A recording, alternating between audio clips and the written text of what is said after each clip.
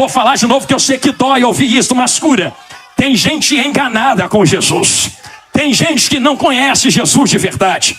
Tem gente que não sabe quem Jesus é. Estão pregando Jesus doce de coco, doce de leite, algodão doce. Estão pregando Jesus quase hippie, paz e amor. Um Jesus que não importa como você está, fique como está. O Jesus da Bíblia é, não importa como você está, que eu vou te transformar, vou te matar e ressuscitar de novo. Esse é o verdadeiro Jesus da Bíblia. O Jesus que... Uma voz gritando de dentro da porta: rapaz, sobe para cá porque agora eu quero te mostrar algo terrível.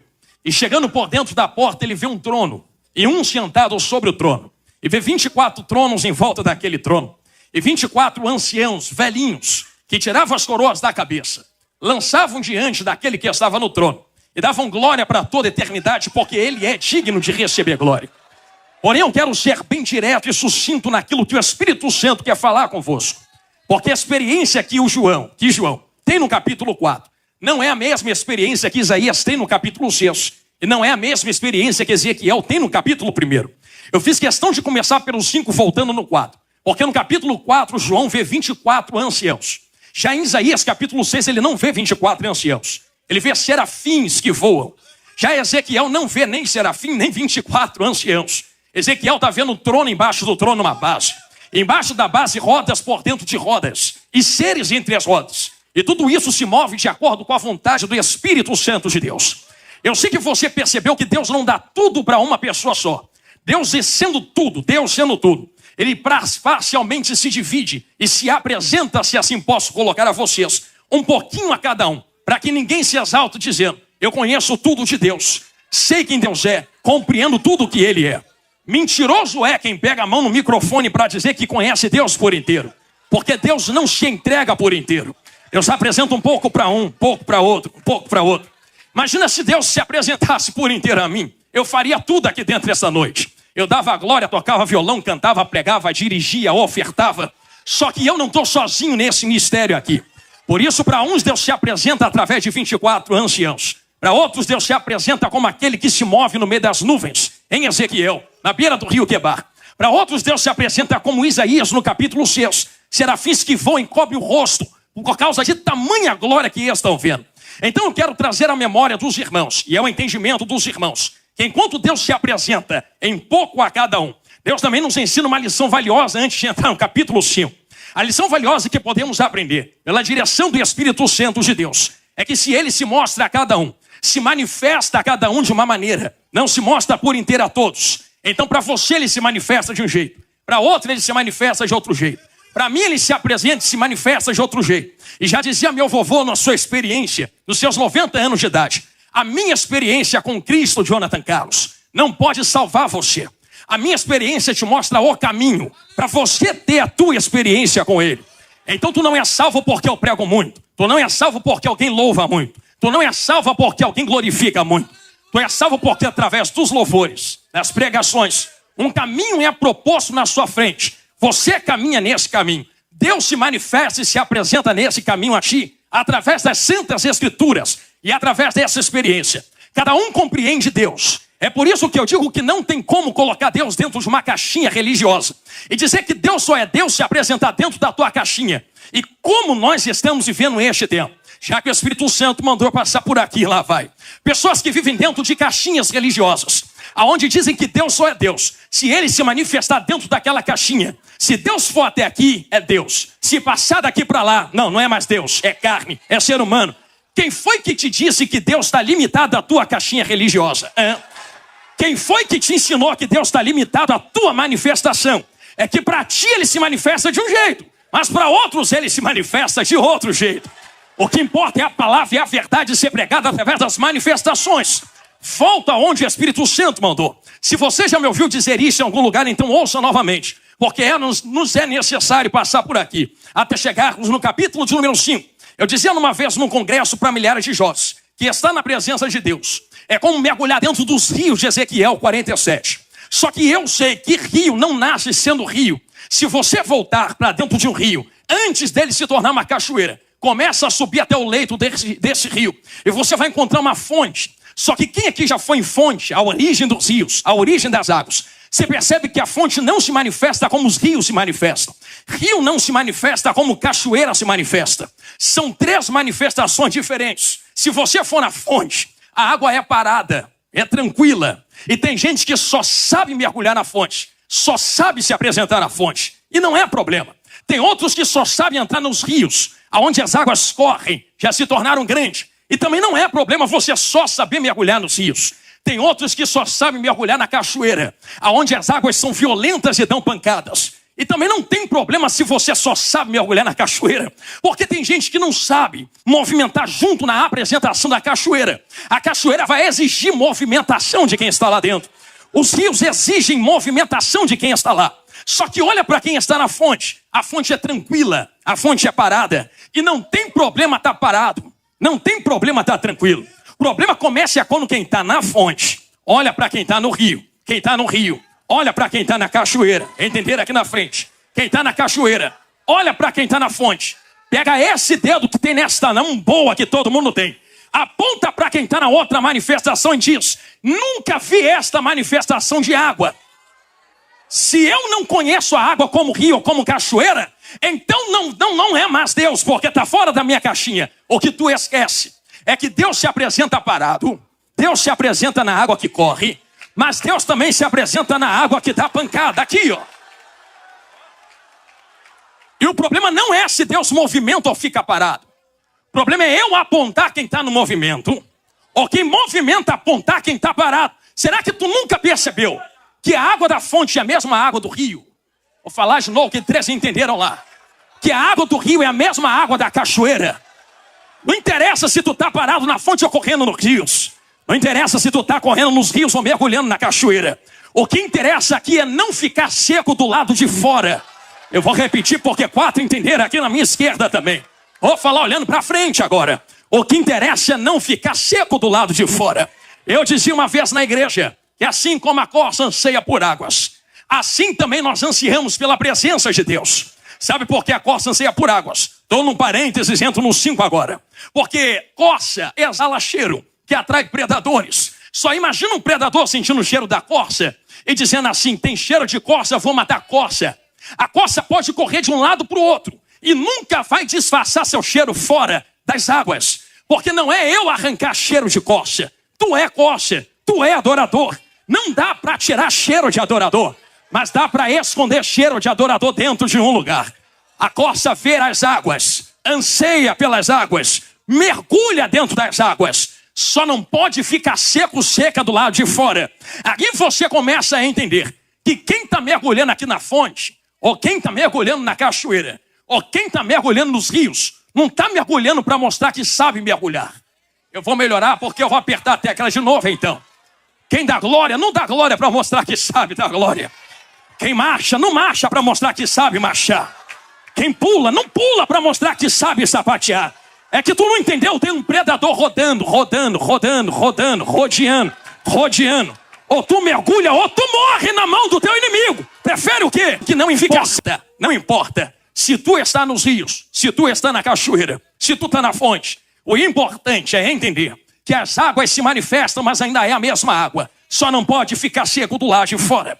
Se você compreender que Deus dá um pouco para cada um, e cada um tem uma compreensão, alguns enxergam algumas coisas, outros enxergam outras. É por isso que você vê nos 4 evangelhos que tem coisa que está escrita em um que não está escrita em outro. Tem coisa que está escrita em outro que não está escrita em outro. É porque o que um viu, o outro não viu, mas o que viu cobriu aquele que não viu. Eu vou repetir de novo.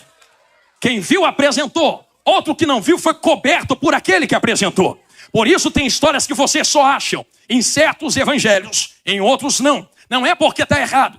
É somente a visão, a apresentação, que foi diferente. E não importa a apresentação. O que importa é conservar a verdade e a essência do evangelho dentro das manifestações e dentro das apresentações. Se você entende isso, o que eu estou colocando diante desta mesa a vocês podem entrar de cabeça no 5 comigo agora. Porque João está vendo no verso 4 e no verso 5. No verso 4 chora muito. Porque eu sei que eu vou falar algo aqui que vai colocar um ponto de interrogação na sua cabeça. Chora muito porque ninguém foi achado digno de abrir o livro e nem olhar para ele. Porém, no 5, um ancião chega até perto dele e diz: não temas, não chores. Eis aqui o leão de Judá, da tribo de Judá, que venceu. E eu vou repetir isso de novo.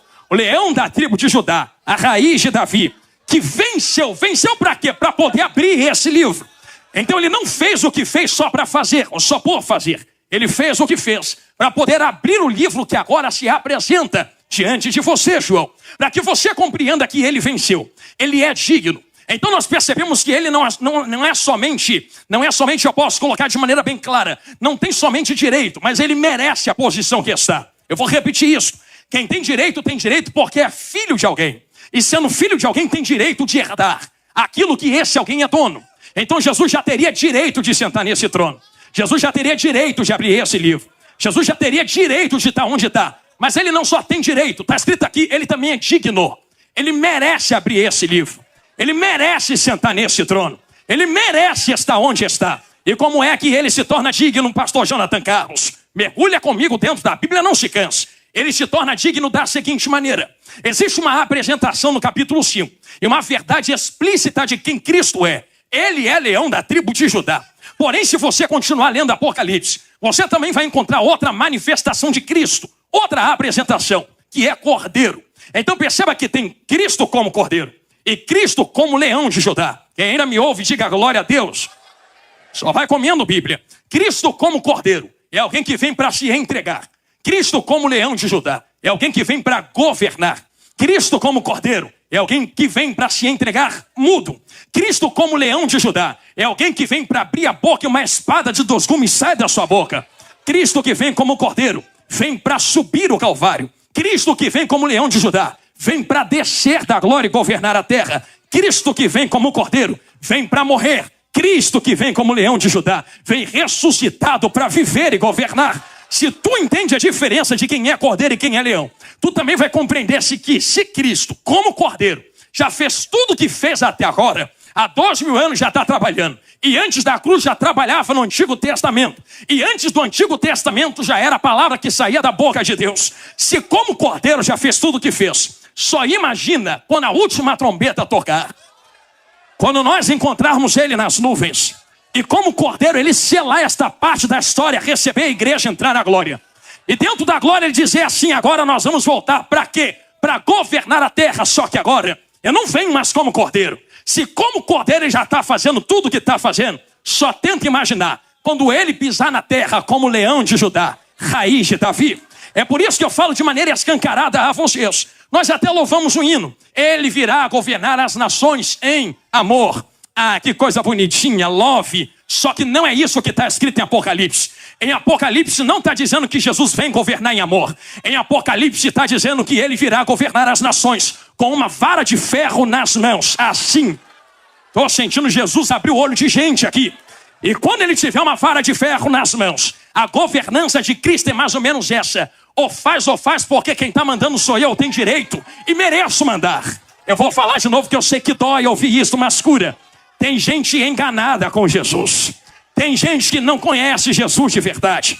Tem gente que não sabe quem Jesus é. Estão pregando Jesus doce de coco, doce de leite, algo tão doce. Estão pregando Jesus quase hippie, paz e amor. Um Jesus que não importa como você está, fique como está. O Jesus da Bíblia é, não importa como você está, que eu vou te transformar, vou te matar e ressuscitar de novo. Esse é o verdadeiro Jesus da Bíblia. O Jesus que estão pregando aí fora não é o Jesus que nós queremos, pastor Moisés. O Jesus que estão pregando aí fora é Jesus te aceita com tudo que tu tem. O Jesus da Bíblia é larga tudo que tu tem e me segue. O Jesus lá de fora é entra no céu do jeito que tu tá, porque a porta é larga, Jesus te aceita. O Jesus da Bíblia é a porta é estreitinha, diminui.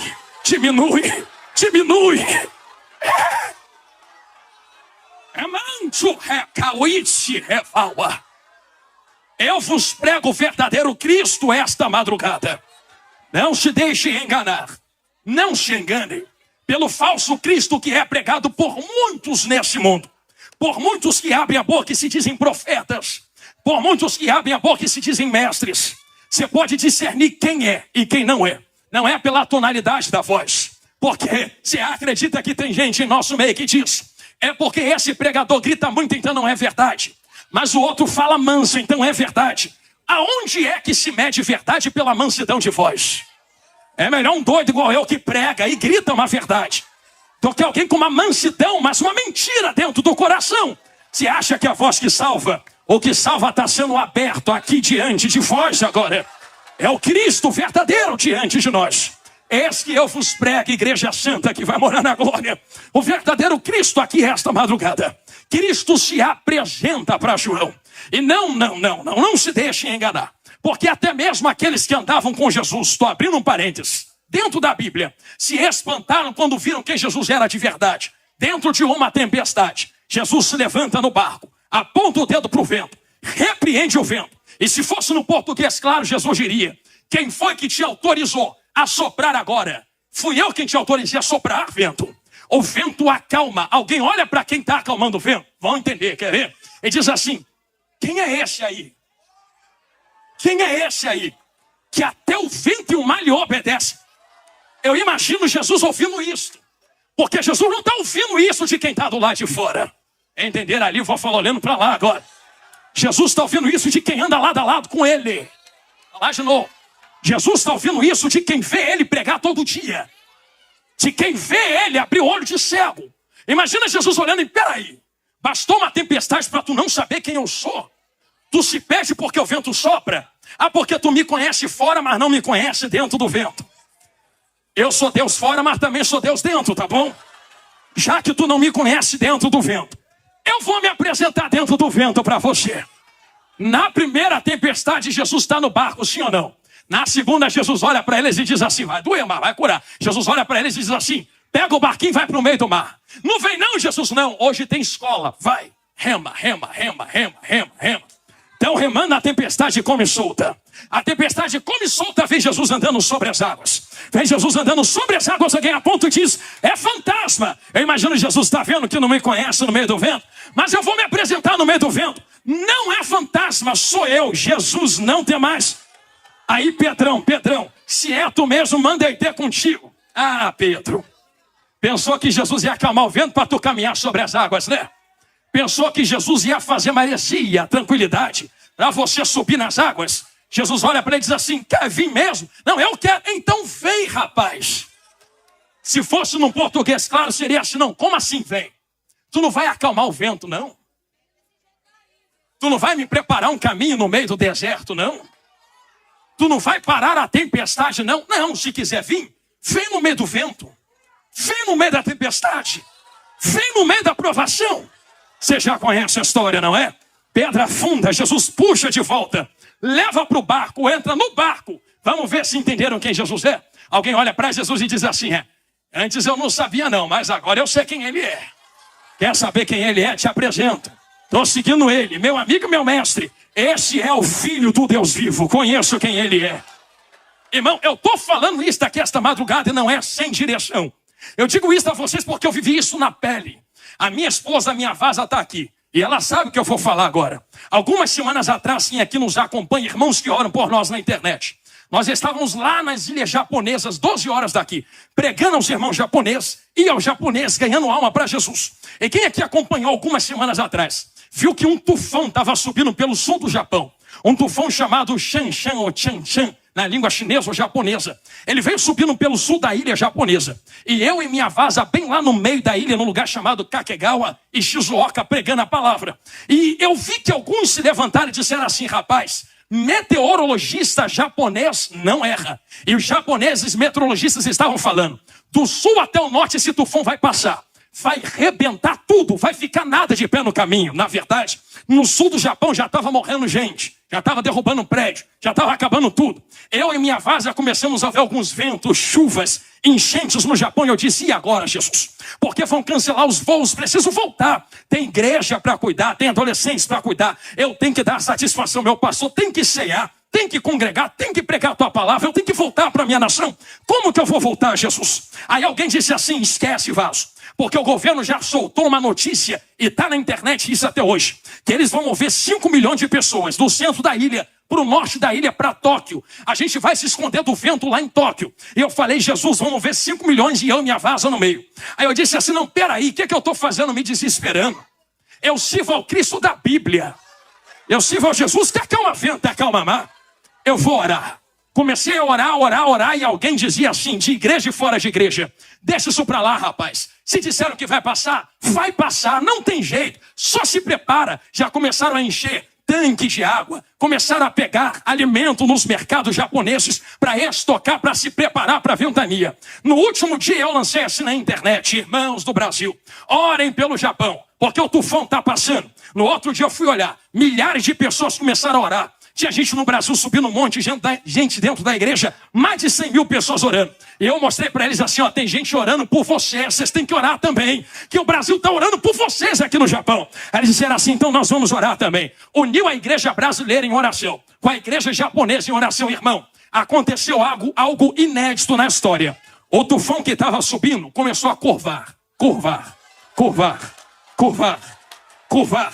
Foi entrando para dentro do Oceano Pacífico. E no Oceano Pacífico foi perdendo força. Sumiu. Alguém olhou e falou assim, que é que aconteceu? Que os meteorologistas japoneses erraram a primeira vez na história. Eu olhei para ele e disse, meteorologista erra, mas o meu Jesus, esse não erra.